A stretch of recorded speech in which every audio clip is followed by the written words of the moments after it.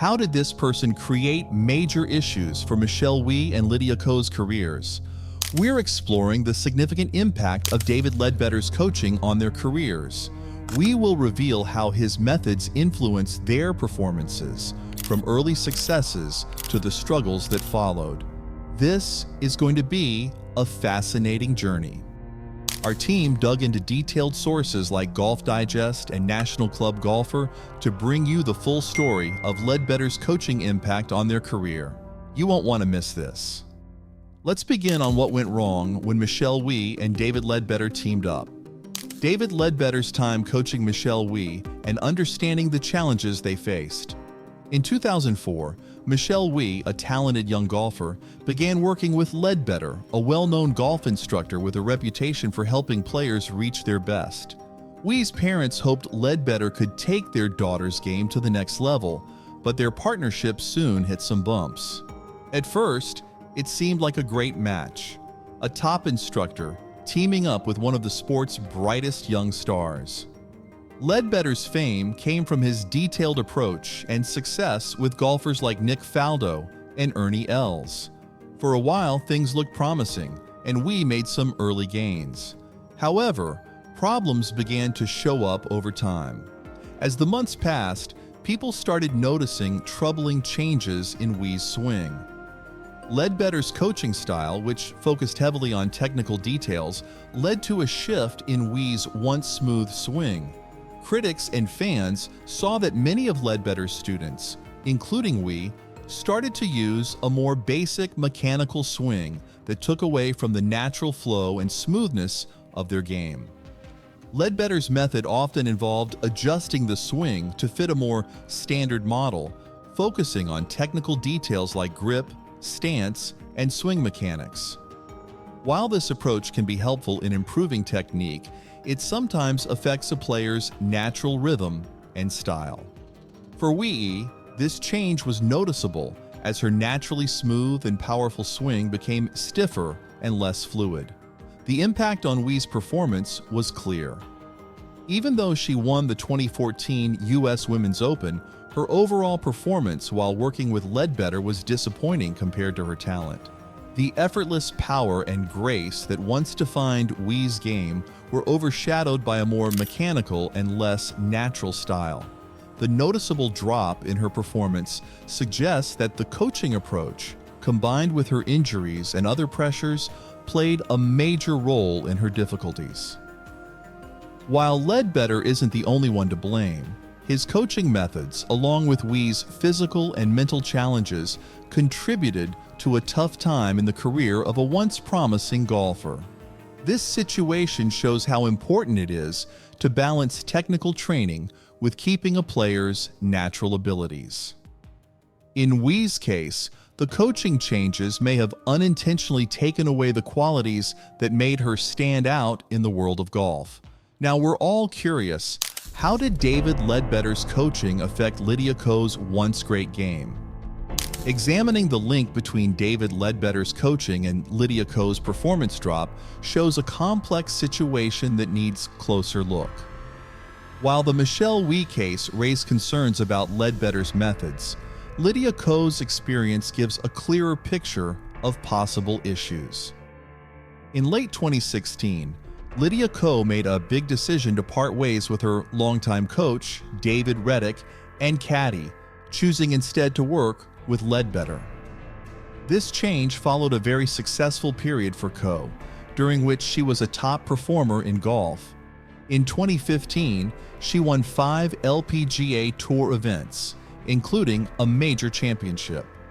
Her strong performance throughout the year made her the world #1, setting high expectations for her future in the sport.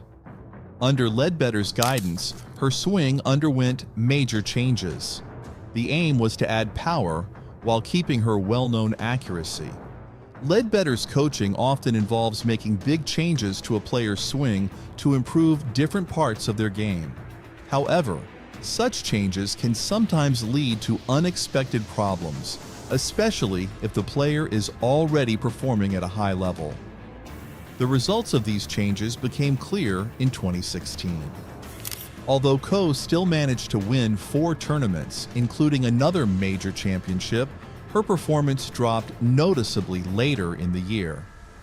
Key stats that had previously been strong indicators of her success, such as driving accuracy and greens in regulation, saw significant declines.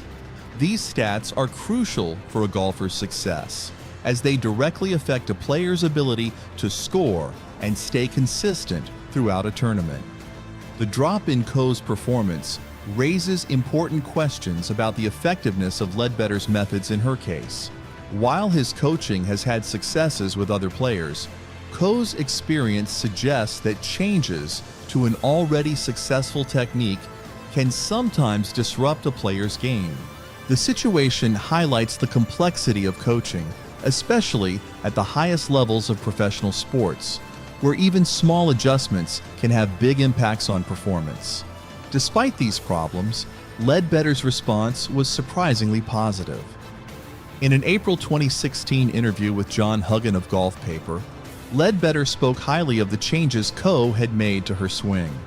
He praised the swing as something that would benefit her in the long run and took pride in the positive feedback from notable figures like Judy Rankin. Leadbetter's comments seemed to overlook the real issues Ko was facing. Specifically, Ko's driving distance had dropped under Leadbetter's coaching, and her stats for fairways hit and greens in regulation continued to fall.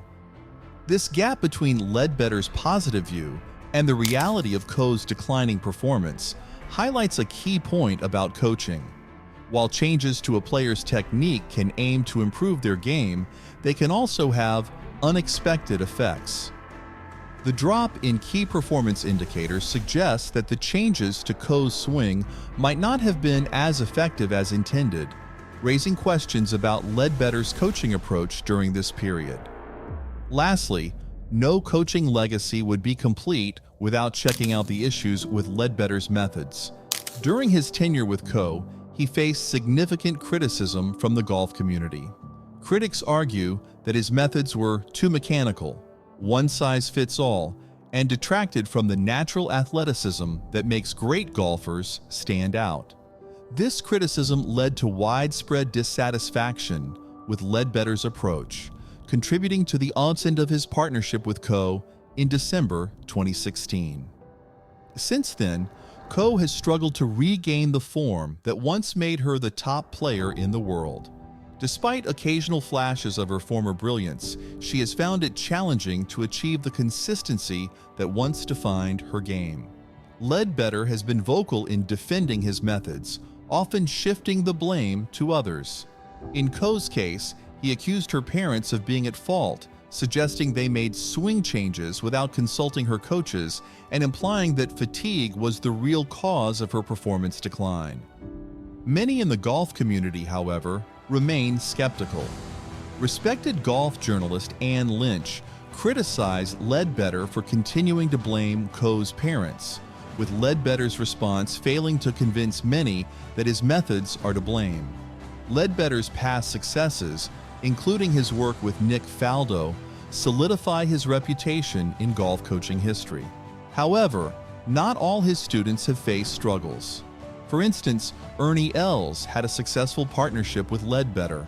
Yet the significant declines in the games of Wie and Lydia Ko under his guidance are hard to ignore and suggest a troubling pattern.